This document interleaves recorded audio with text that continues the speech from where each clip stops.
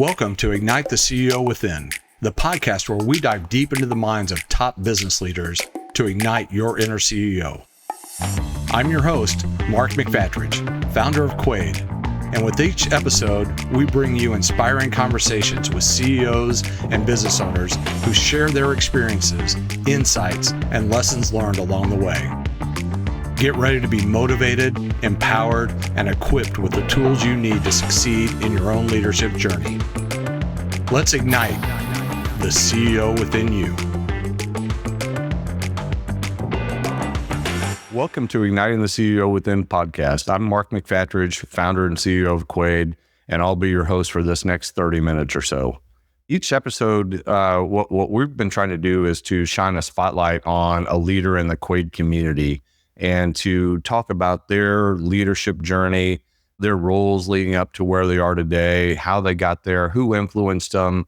And we do that because no journey is the same.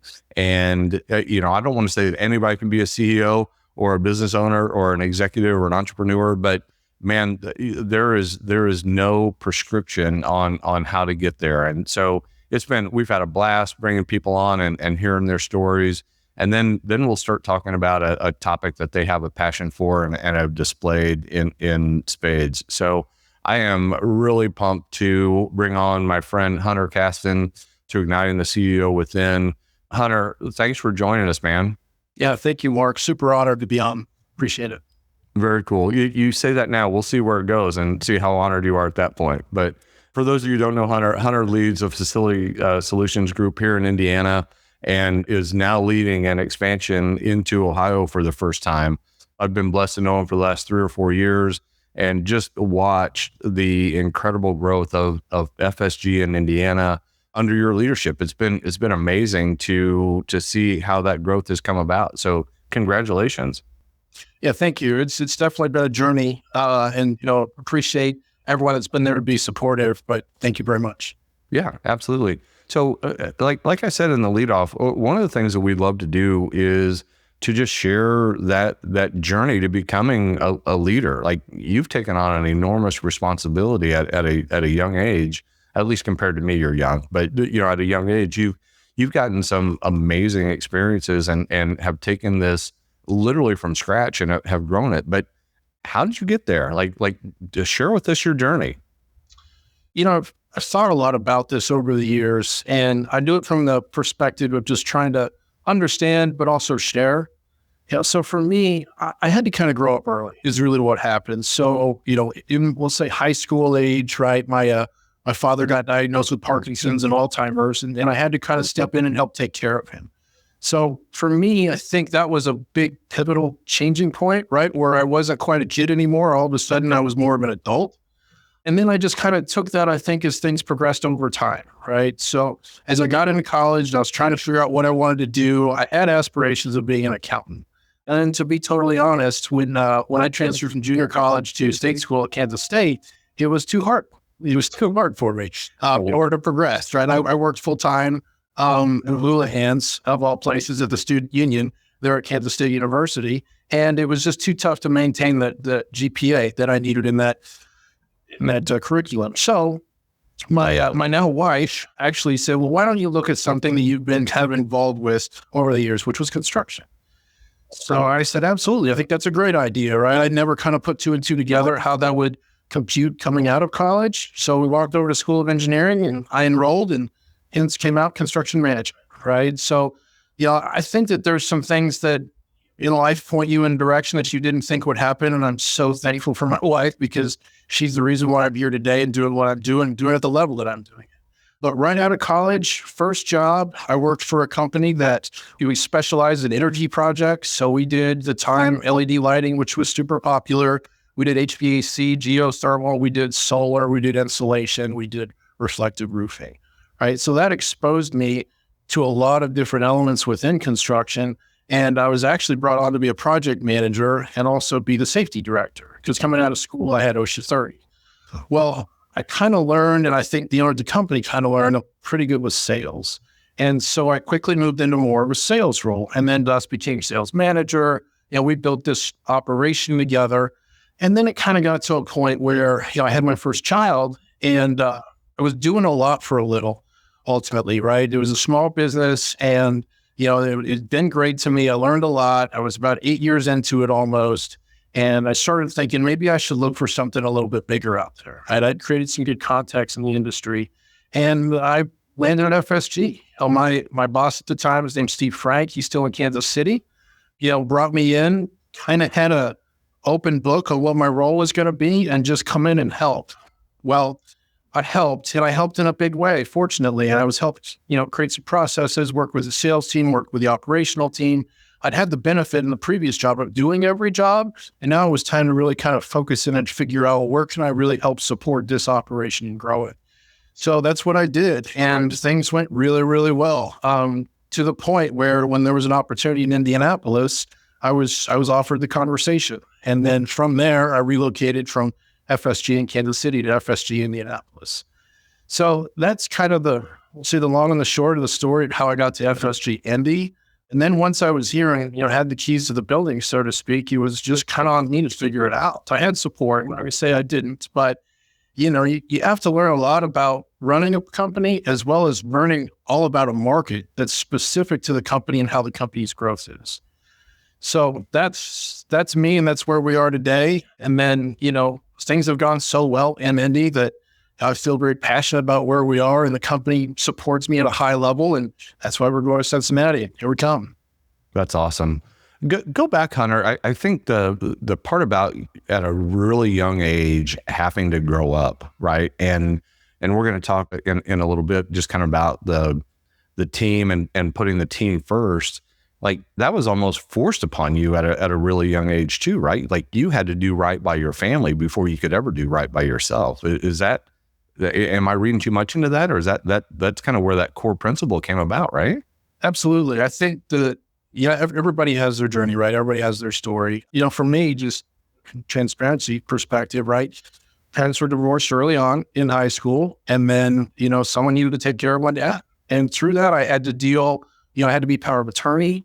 I had to, have a lot of legal counsel to figure things out. And I'm 18, right? So I got exposed to a world real quickly that I really never knew even existed, right? But it was good because it put a lot of foundation and understanding for me at a young age. And ultimately, I didn't know what to do with it. I just knew I had to do it, right?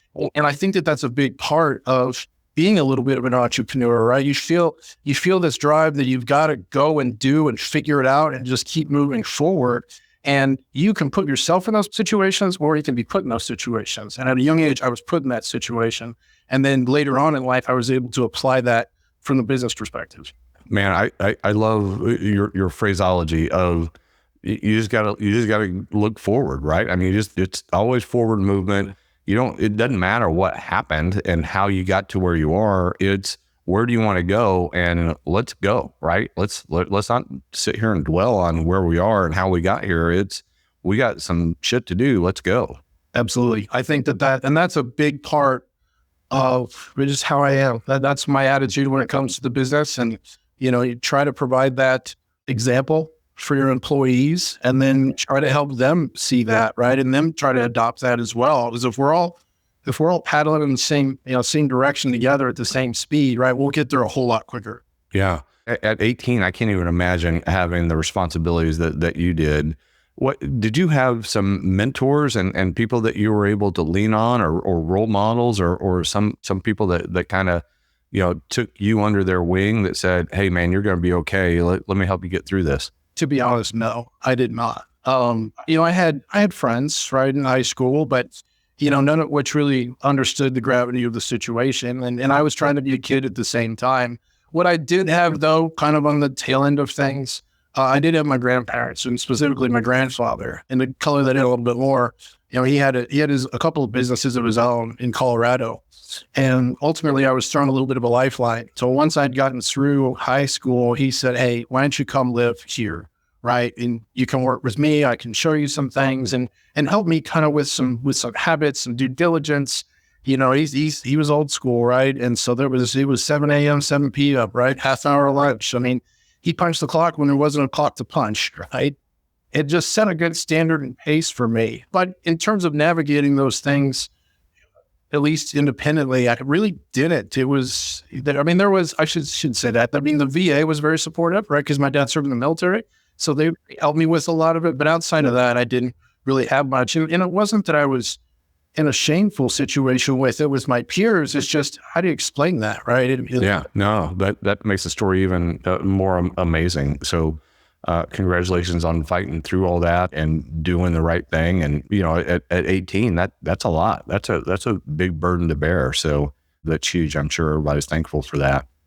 If you fast forward and you're in your FSG, Kansas City, they come to you and say, hey, we think Indianapolis is a pretty good market. We're not there yet. We'd like you to come do that, to open this up and to lead someplace that we've never been. From getting that call, what was your feelings there? And then lead it into the challenges. There's probably good and bad for starting a market from scratch, right? Like, one, you have, we can do anything, right? Nobody knows who we are. So we've got this, I can build it. I can hire my own people. At the same time, it's like, we don't have anything. Nobody knows us and all that kind of stuff. So I'd love to get your feel on when you got that call and then the pros and cons of starting something from scratch. Well, FSG was actually here prior. So what was here though was an opportunity for change. And there was roughly, I will say 8 to 10 employees that were here in Indy when I came into the market. So we had been here, we'd been fairly established, but things have they took some ups and downs. There wasn't consistency to it. So the request from me was just kind of come in and figure it out and let's grow the market, right? So I was fortunate. I still have majority of those employees today, phenomenal people, super supportive in every aspect of what we're doing. But the big thing for me was not only learning to work with what we have, but how to build on it. And then how do I learn about a city that I've never been to before, right? And the only thing, if you're outside of Indy, right, there's a race here. That's about it. So, with that and the timing of COVID, as I got here at 18 and I was just starting to get my legs and then everything shut down, right? So, I was fortunate to be part of some groups that did some virtual networking to kind of help keep things moving and going. And I had sales as well, but so much about our business is really about how it's driven, right? What's the path? What's the vision, right? Where are we going to take it? What's the team behind you that goes with that? Now, to share a little bit, right? I mean, we're about 45 employees now, right? So we've had phenomenal growth just through word of mouth, visibility. I always tell my people activity breeds activity. So let's just constantly be moving, talking, thinking with what we're doing. Because, we have this business model where we need visibility in the market. We need market presence, because from that, people will want to come work for you, right? And because they're going to see what you're doing. And that's specific to the trades, right? And so much of what we do on the promote within model is indicative to bringing in new electricians, right? And then my electricians become my estimators. They become my project managers, right? They become our distribution managers, right? There's these positions that we're going to need. And I'm going to fortunately have this talent pool of people that'll be such a great fit because they know the business and they know what FSG does. And then we've got to continue to backfill, right? More and more electricians. I'm very proud to say that this year is our largest apprentice level class for first years, and we have 10. And that's a huge deal for us, right? And we've had 3 to 4, 5 to 6, but it just really feels like things are taking a turn in the positive direction. And we're just continuing to build the market and build the team. So that's awesome. That recruitment had to have started then when you came in 18 and you inherited this group that in your words was an opportunity for change. So they already had some ways of operating. They had a culture to speak of. What was the turnaround point when your way of leading came in and was put into play? Were you accepted 100% as soon as you stepped off the bus? What was that like? And were there challenges up front then? I think in a lot of ways I was accepted right out the gate. And I think first impression is important, right? And how do you deliver the message? My goal was to come in here and create a better environment for people, right? And I'm very process driven, right? And there's so many people that just have a need for a process. You can get through your day, but you can accomplish so much more and feel more gratified if you're following through on the process and doing it diligently. So I was fortunate that I'd say majority were pretty welcoming. Not everybody. I mean, I was tested, right, for sure. I had to draw a line, right? I knew what it would look like if I said yes, how many more would be at the door, right? So, there's some conversations that had to happen. There were a few decisions that had to be made early on to kind of, establish that cadence. And over the first couple of years, I think once that was there, then it seemed as though things just, started to click. No, that's really cool. Yeah, of course, that as a new leader, that first 100 days is kind of the key marker, right?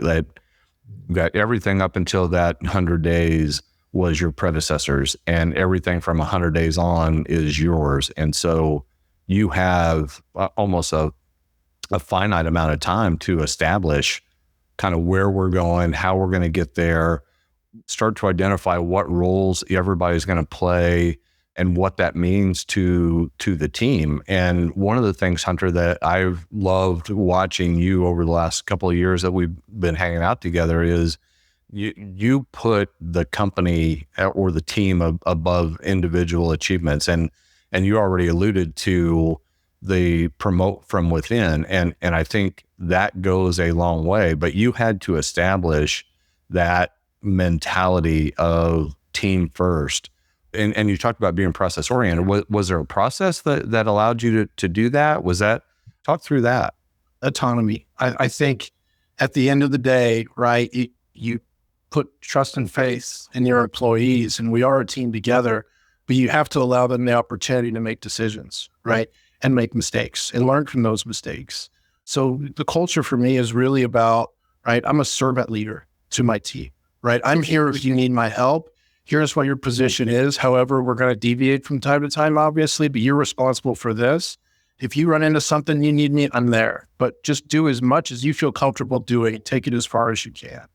So that has been really enlightening, I think, throughout the path. And I think in a lot of ways, I can continue to be on and in the business, right, by doing both and doing it effectively, knowing that I have a solid team behind me and knowing what that communication needs to look like if they need support and need my help. But you kind of want things to kind of run themselves, right? I mean, we have different verticals within our business, right? And there's different departments. And so there are different people that are involved in those departments. And I'm there to check in, but ultimately I want them to go do their thing, right? And then we can help guide and we can help support.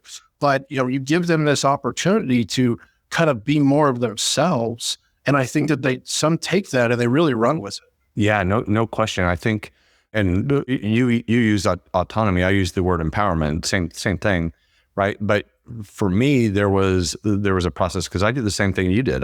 When we moved from Indianapolis to Springfield, Missouri, I inherited an underperforming group, and we had to change the culture. We had to flip things around, or else we were going to fail. And I just wasn't going to move my family 500 miles and fail. So I didn't know it at the time, but I had created a formula for how to do it. And for me, it was my 4 E's. So it was engagement. So I spent, the first 30 days or so kind of walking around and meeting with people formally and informally and, asking them, what do we do well and what do we suck at? And got all kinds of feedback there.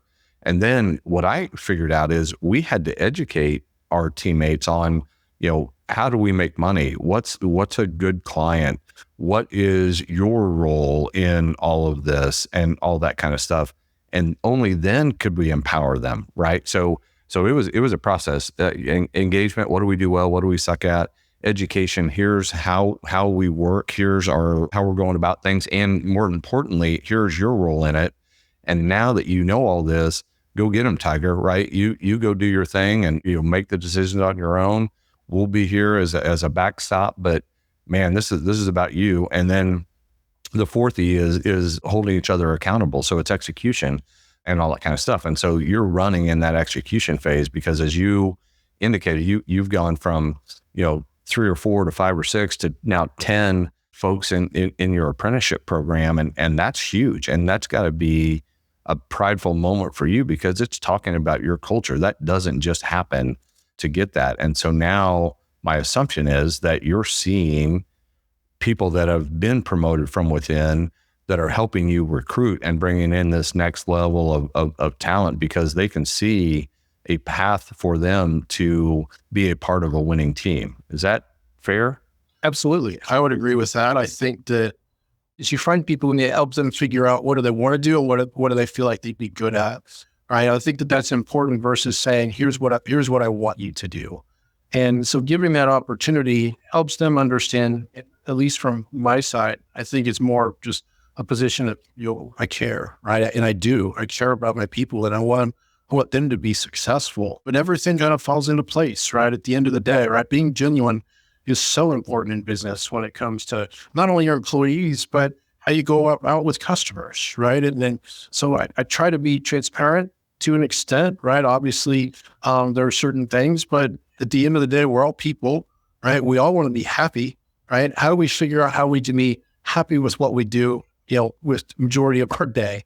And once we kind of align and get those things set in motion, then yeah, it does. Because now they're proud, right? They're proud to be wearing FSG. They're proud to drive their FSG vehicles, right? They're proud. They want to, a $200 sponsor their kid's softball team or whatever it is, right? And we do it, right? Because they're going to say that's the company I work for. So yeah, I totally agree. I think at the end of the day, all these things that are kind of set in motion early on, it all comes to fruition, right? And it helps really with what the vision is. And the vision is we want to grow.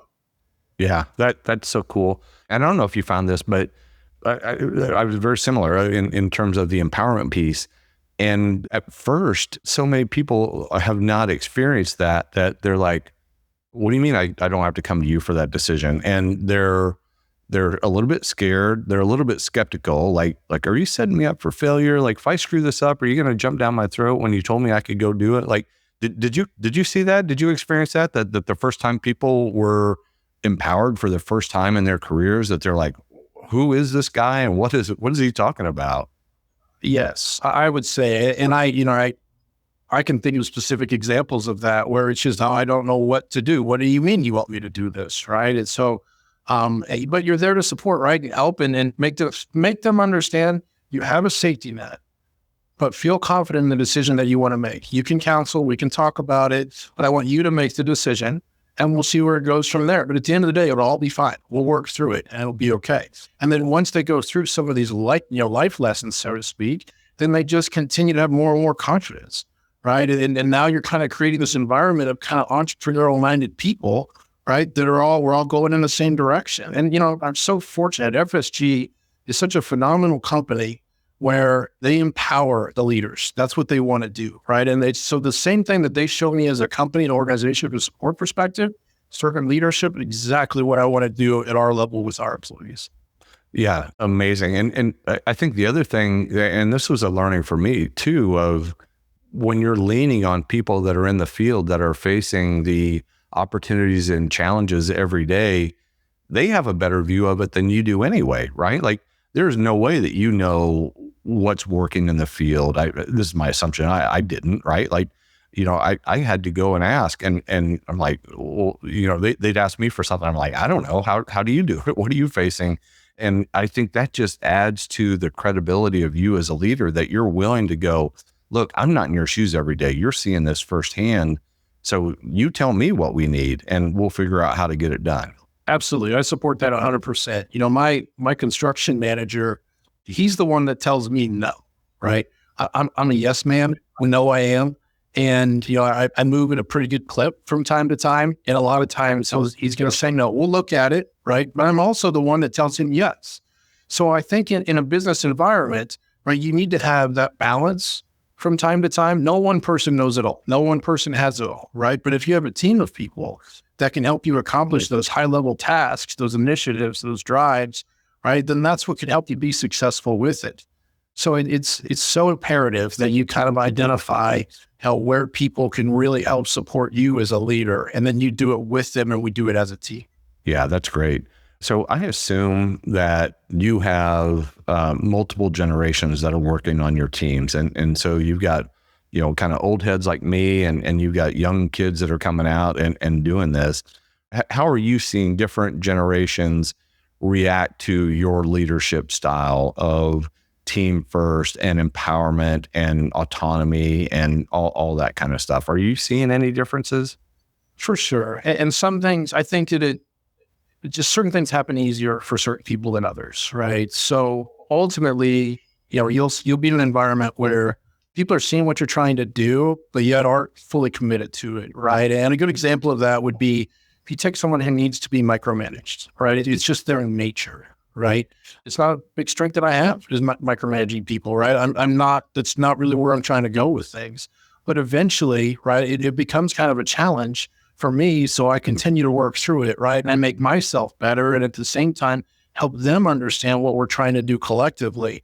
And then all of a sudden there's a breakthrough, right? It's like, okay, well, we figure out how to line up, right? I changed some things in my habits, right? As did you. You grew, I grew, and now we can grow together. As you're recruiting, I'm assuming that you're sharing or your teammates are sharing about your culture, about that team first mentality, about that ability to be promoted from within, all that. How much effort are you putting into the recruitment piece to share about your company culture?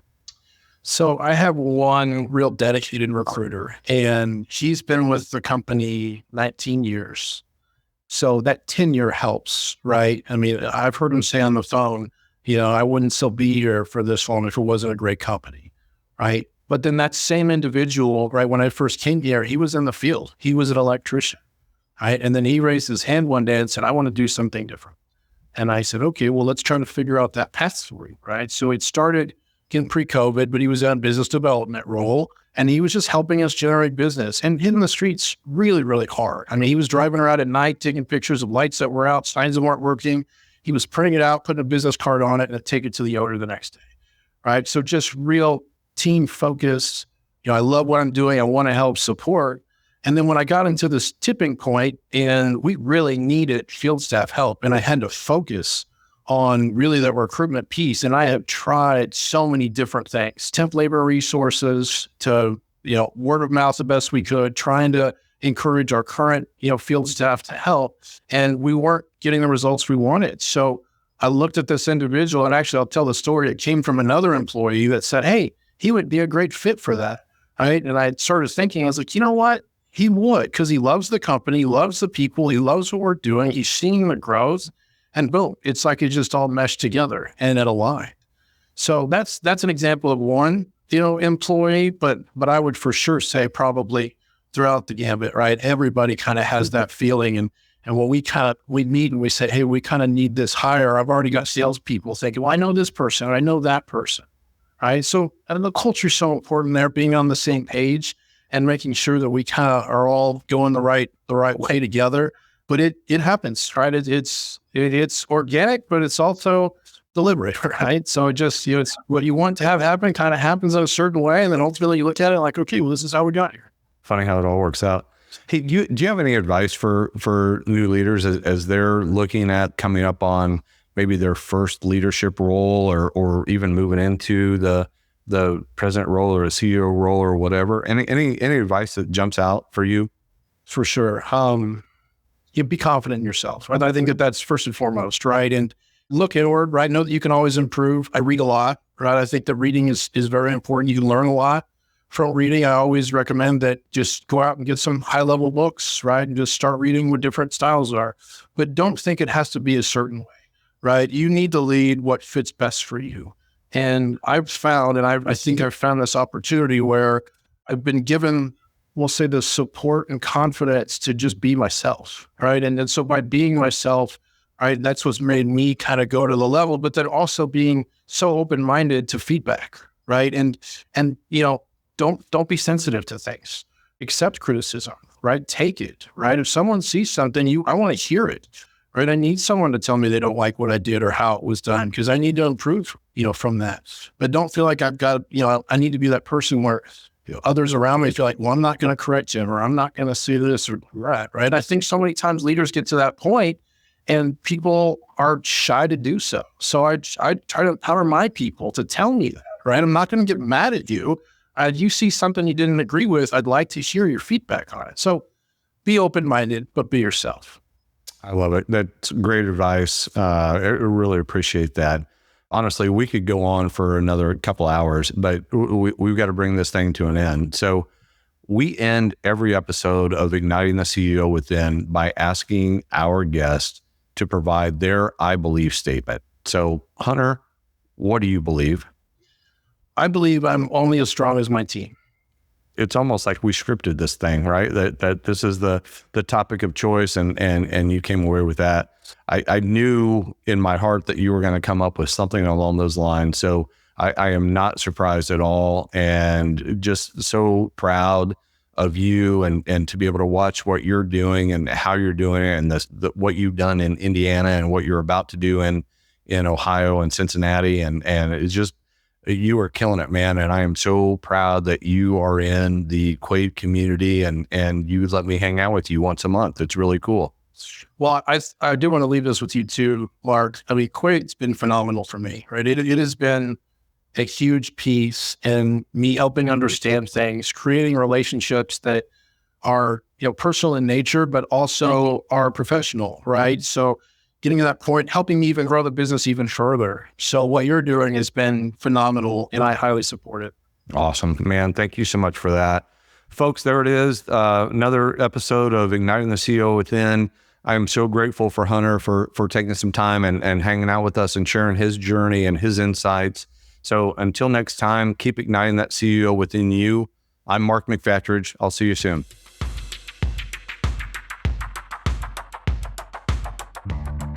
Thank you for joining today's conversation. If our discussion has sparked your interest in our community of unapologetically authentic leaders, head on over to QuaidCircle.com, where you can learn more about Quaid and take our exclusive CEO Mindset Assessment to help elevate your leadership journey. Remember to subscribe to our podcast on your favorite platform and leave a review to help us continue delivering valuable insights and inspiring stories from top business leaders.